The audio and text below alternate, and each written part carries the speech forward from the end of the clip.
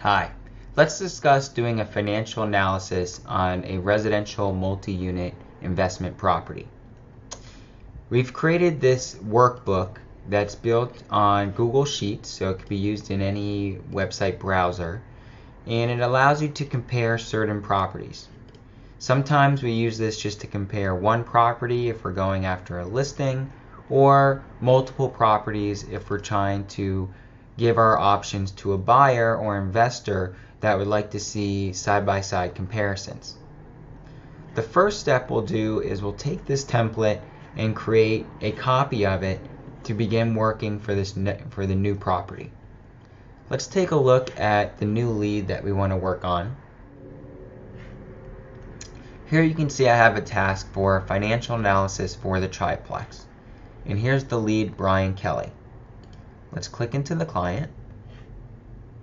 And we can see the notes here that we have for the client. The first step in doing this is always to create an action to remind yourself of the task that needs to be completed, and then you can mark it complete once it's done. For this, we'll take our notes where we asked him for the current rent of the property. This is actually a 3-unit property. One unit is bringing in $960 a month, another $980, and another $1,200. These are all under market rents due to rent control and long-term tenants, but it gives us a starting point to do our actual and pro forma analysis for the property.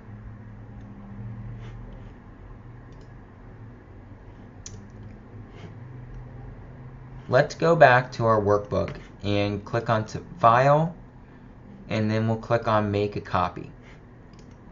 Here we can rename the property.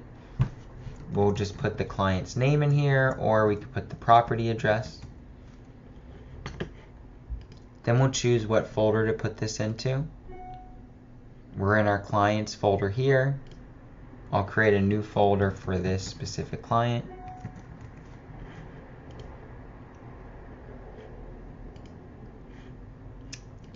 Great. We'll click OK, and the new document will be created.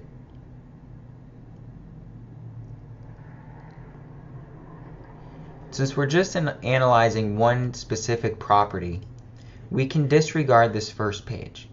And we'll notice a few tabs here at the bottom. It says Summary, Content, Property 1, Property 2, and so forth. For this example, we'll click onto Property 1 tab, which will open up this entire workbook. Here we can input the details of the property that we have in question.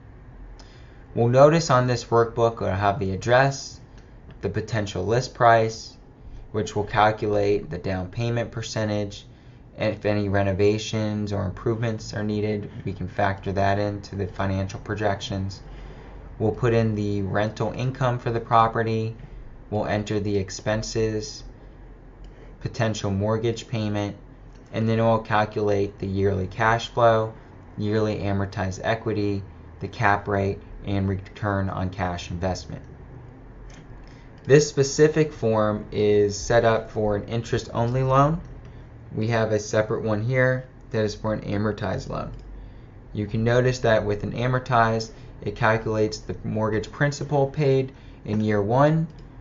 Here in this example is a total of $13,551, which adds it to the overall return on cash investment. Let's go ahead and use the amortized example. And what we can do is first go back and get the information on the property. So here, this is actually a Zillow for sale by owner. So we can easily pull up the information from the Zillow website. Or if it's on the We Are Realty website, we can pull it from there. Here we can see he's asking $988,889 for the property. Let's go back to our workbook and put that in as the list price. We'll also want to enter the property address.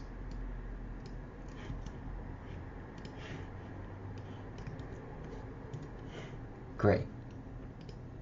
Now we have the major details of the property entered. On the right side, you'll see the down payment percent. The down payment number is actually variable depending on the percent that's added. For an investment property like this, it's fairly common for an investor to put 25 or 30%. You can notice once we adjust the percent amount, it will change the down payment amount, total cash investment, which is a combination of the down payment amount plus renovations, and the amount of the loan that's to be financed. Let's go ahead and enter details for the 3 units. Here there's only 3 units, so we can either delete one of the rows by clicking on the row number on the left-hand side, right-clicking on it and clicking delete row, or we could just delete the contents and leave it blank as it is. We're unsure of the unit mix right now in terms of size, so we'll just put unit 1, 2, and 3, because really the details that we have at the moment are the rents. Let's go back to our notes and look at the rents one more time. We have one for $1,200, one for $980, and one for $960. Let's input those amounts here.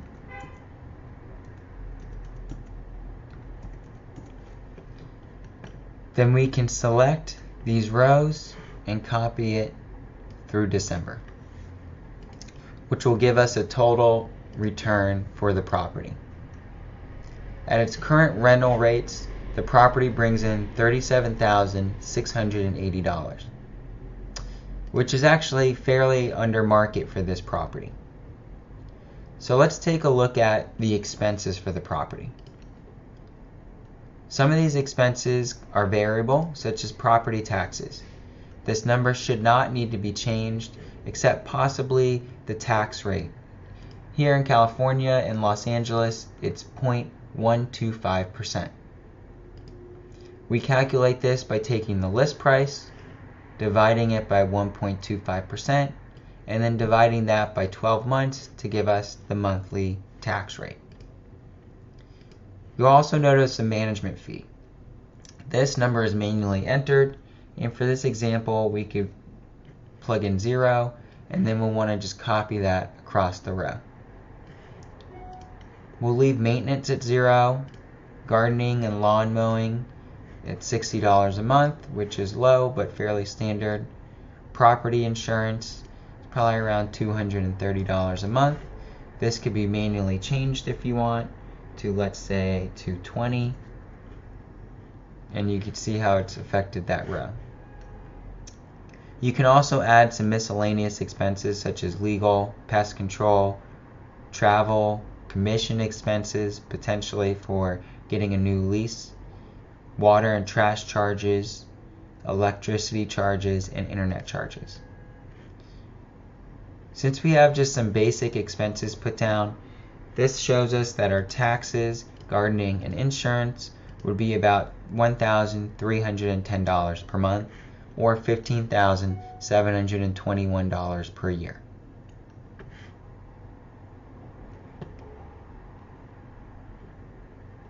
We can also calculate the mortgage rate. So here we're calculating a payment of $4,256.16, which seems high, so we'll have to recalculate this since we haven't changed this.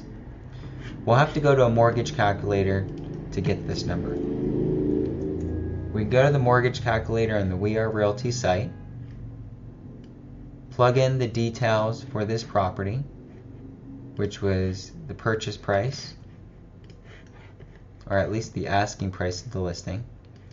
We put 25% as the down payment, and then we'll remove these additional fees since we've already calculated them separately. This gives us a payment of $3,758. We can now plug in this payment here, and we can also adjust the interest rate. Right now it's at 4.5%, but you could run a few different scenarios.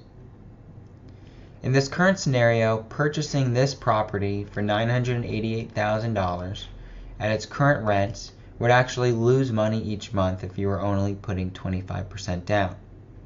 This gives the property a cap rate of 2.22% and a negative return on cash investment of 4.52%. Obviously, no one would buy this deal at its current rate, but this gives us a clear idea on where it would be with the listing price. What we'll do now is we'll save this as the actual projections, and we can even name it here.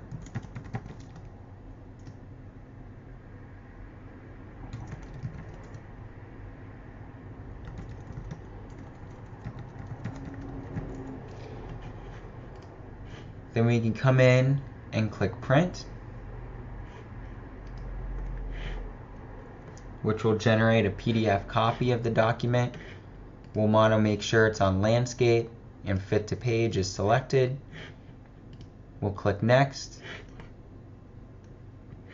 and then it'll allow us to either print it or we can save it as a PDF and save to our downloads file. Great. So this gives us our actual projections. Now we can start playing around with some pro forma rental projections. One, we could change the list price to see what would be a correct price in order to bring it up to a market cap rate. In this area of town, the cap rate would probably be around 4.5% on average. So let's adjust this price to see what would bring us to 4.5%.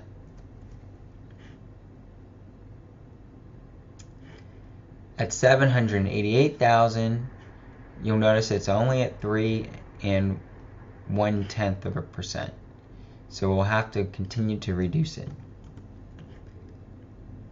Even at $688, it's only 3.73. At $588, we're now at 4.58. So really, we would have to be at about $600,000 with its current pro forma projections in order to get a cap rate of 4.47%. But we didn't adjust a few factors here. Obviously, the property taxes have automatically adjusted, but the mortgage rate did not. So let's go back and recalculate the mortgage rate for a price point of $600,000. This would give us $2,280. We can plug that into the formula, and this just about brings us to a break-even point for the property, where technically with their mortgage and expenses they would still be losing about $45 each month, but that's about the break-even. So let's put this as break-even rental projections, and let's save this document as a second scenario.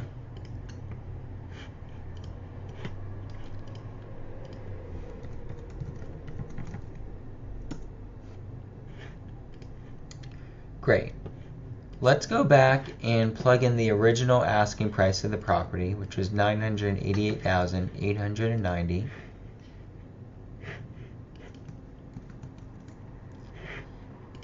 And then let's adjust the projections for a pro forma rental basis.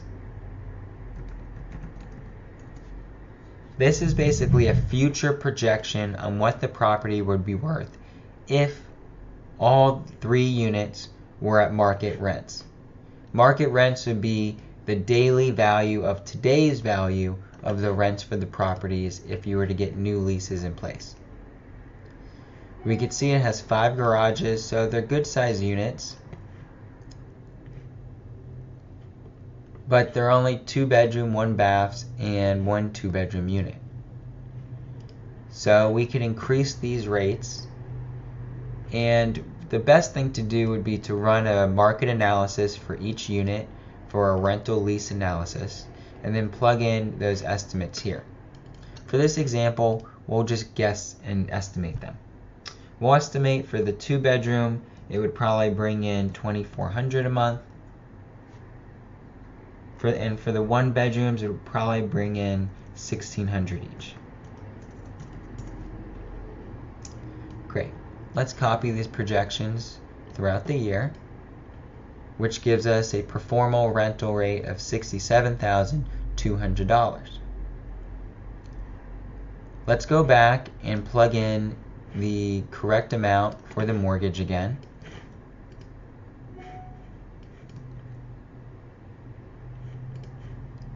Calculate this and take our mortgage rate and plug it back into the sheet.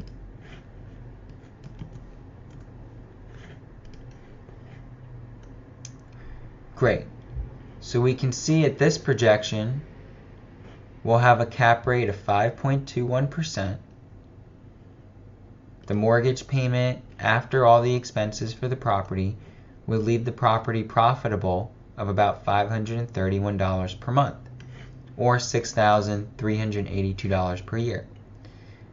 That's still fairly low, and obviously someone would have to evict the tenants and get these market rents, which would be a lot of work for a new investor to do, but at least it gives them a clear idea on really what the current potential vacant value of the property would be.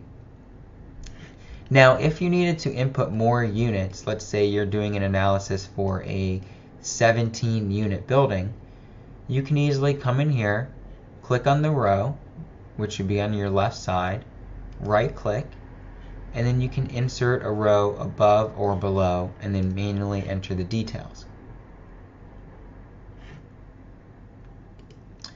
Let's save these performal rental projections with a 25% down payment, which gives a return on cash investment of 7.42%.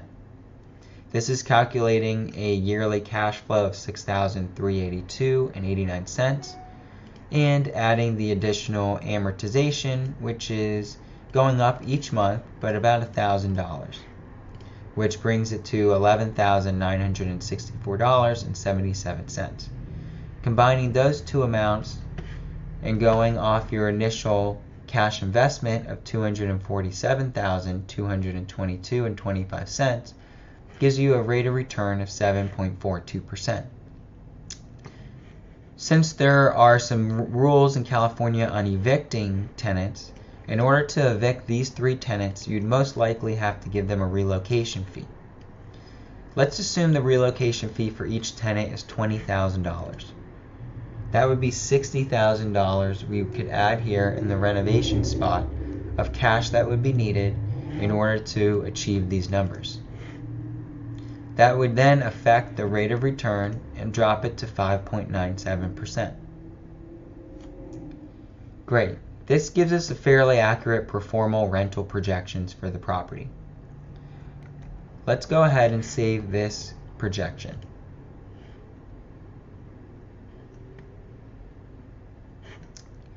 Great. We can save this as a PDF, and we could label this one as Performa projection. Perfect. So now we have 3 different projections for this property, which gives us a pretty clear idea on if it's valued correctly or overvalued. Looking at this property, we could tell that the list price for this specific area is probably overvalued at this time. What we'll want to do is send this off to our client along with our proposal. So we'll take the 3 projections and combine them into one PDF document that we can send. Here we could see we have all the projections in our downloads folder right here. There's a few ways to do this. You could either use Adobe Acrobat on your computer to combine these files together, or you could use the transaction system within ARE Realty and upload them into a transaction and download them together, which would automatically combine them, or you could do the same in another program such as dotloop. Let's go to a transaction so we can just upload them and then download it all as one document. Here we could either create a transaction specific for Brian Kelly if we wanted to, or we can come in here and just click on one that we've already been working with. Go to Files, upload these 3 files.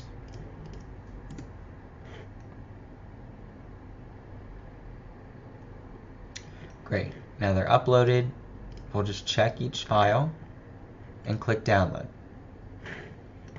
Now it's downloaded this document, which has combined all 3 into one document. Perfect. I'll even go ahead and I will archive these files since they're unrelated to this specific transaction.